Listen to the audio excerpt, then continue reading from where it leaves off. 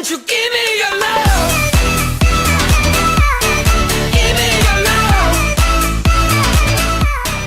Greetings y'all, the name's JUNA.R.J and it's been a while since I last made a video. And this year is 2021, my first ever video to upload of this year, and I will be vlogging on my way to watch Godzilla vs. Kong with my friend. We plan to watch this in a theater where they have IMAX, my usual IMAX theater, but we plan to watch in 2D. Unless we didn't get tickets, then we'll just watch it in IMAX, but it's gonna be fun, so just come along and join me for the ride, and later I'll give you my brief thoughts on the movie afterwards. While waiting for my friend, I thought I could just go to Disney Plus Hotstar while I open up some Falcon and the Winter Soldier. Yep, right there. There goes your new episode. Yep, just gotta click that and watch it. 2 hours later. Took you a long time to show up, I did. Alright, let's go. What do you call a worker who refused to lose his own job? A firefighter. Get it? Because he doesn't want to get fired or he would beat up the boss. I just thought of it last night. You know what, I've thought of many like crazy jokes, and this was one of them. That my jokes could get a little bit, I don't know, very sensitive, that I would not want to discuss that I would even want to make a commercial out of it. Alright, so we're on our way to see Godzilla vs. Kong with my buddy here. It's already like 4, wait, what time is it? What's the time? 4:29. 4:39. We have like 30 minutes before the movie starts. It took almost like forever. Like we were gonna watch, I think, in IMAX. Look at this one since 1962. Yeah, that was also the era where Dr. No came out. My biggest fear with this movie is the director, Adam Wingard. He did The Blair Witch, and then his latest film before this was the Netflix Death Note film. No spoiler please. No spoiler, please. It also fears me that this movie's runtime is 113 minutes. And I say to myself, this is the same as Pacific Rim Uprising, but like, I don't know, like 2 minutes below. No, it's actually worth it. It's worth it. I'm buying that. I just went around Tomatoes as like 83%. So I want to see what this movie has in store for me. I mean, look, we're not going to discuss who will win, whether it's Godzilla or Kong, but we want Godzilla to win, right? Yeah. And we don't have to have an explanation. We're just saying Godzilla won. Logically, Godzilla will won. Because he's the king of the monsters. Yes, there is no way, especially after the King of the Monster event, there is no way Kong will beat Godzilla. The reason why it's hard to say Godzilla wins is because when the first trailer came out, everyone was siding with Kong because of the fact that Kong is... Just punch Godzilla. He's more flexible like us humans, and Godzilla's like a giant lizard. But Godzilla slap Kong and that's nothing, and Kong that's good news. That's the good news. Godzilla can slap Kong. We haven't seen the movie yet, but of course we want Godzilla to win. And us as fan theories can predict why Godzilla is battling Kong. It's already in the trailer. We don't have to tell you about it, but afterwards we will tell you all about it after the film. The bad news is we are far away from the theater. Whoa, hold where you're driving. Hold your driving.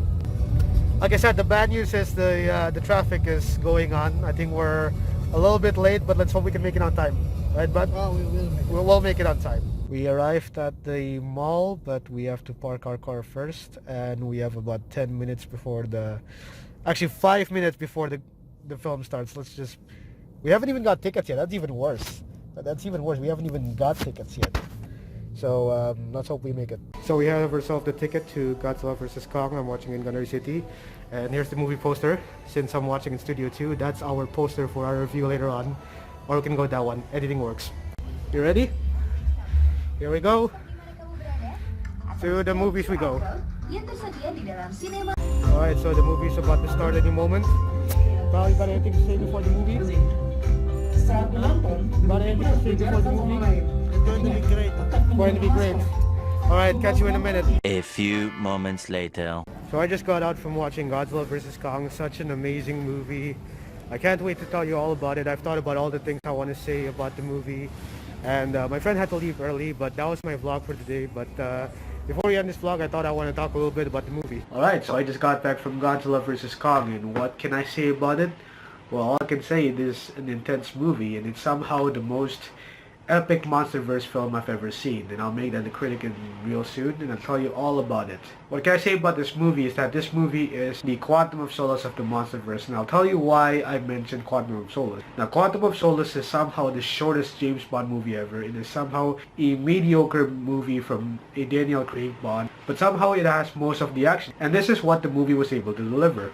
From Godzilla King of the Monsters and Kong Skull Island, Warner Bros. Were able to learn that, or Legendary was able to learn that. They were able to learn about what we really wanted. We care about the monsters, dude. And then they just put them all into one movie, into a feature-length runtime of 130 minutes that gives us all the action. That's all we need. We need the action sequence. We just want to see the monsters fighting. That's what we care about. They learned that from Kong Skull Island. They learned it from their previous films, and now we have that in one film. It was really put well together, and I really like the way that the action sequence goes. Kong gets a lot of screen time in this film, but most importantly, Godzilla. Godzilla has their screen time in this film, but he only appears for the most important aspects. For instance, he's like attacking cities and stuff, and then suddenly he gets into the fight with Kong, and that's the most exciting part. I really like what's going on in this film. I really like the action sequence. There's a fighting sequence that keeps on going on. We care about them fighting. That's what the film has been giving us for the rest of the 130 minutes movie. And throughout the third act, the beginning of the third act, it's somehow suspenseful. It's best I don't say it, but what can I say is that 5 years ago I've been watching two superheroes movies that fight each other. One that is dark and brooding about a villain who's been trying to make a monster, while the other one is just two characters that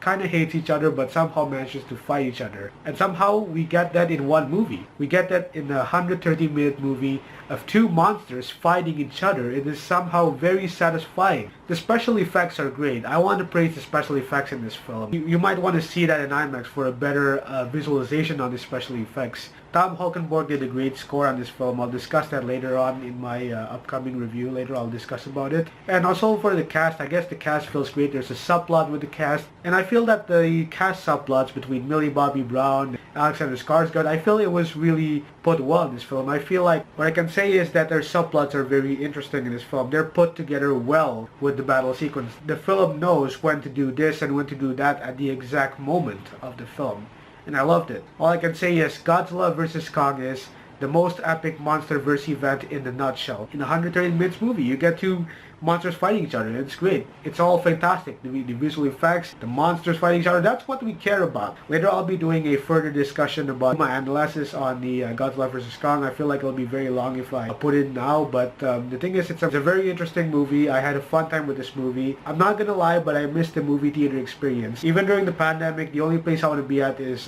in the cinema. But yeah, that was my review on Godzilla vs. Kong. My full analysis on that will be later on my movies that I'll be reviewing. The March movies that was released this month in one video. Those movies includes Zack Snyder's Justice League, this movie, and also The Vault. And then afterwards I'll take a break because I'm dealing with college, and college has been a pain in my butt. But aside of that, I think I'm doing well. I know what I'm thinking. I'm moving forward. There are two videos I've been working on. A video I want to discuss about, most importantly, reviewing a game that I've wanted to discuss. And aside of that, mostly talking about my personal life as of what happened, where have I been as I disappeared from YouTube.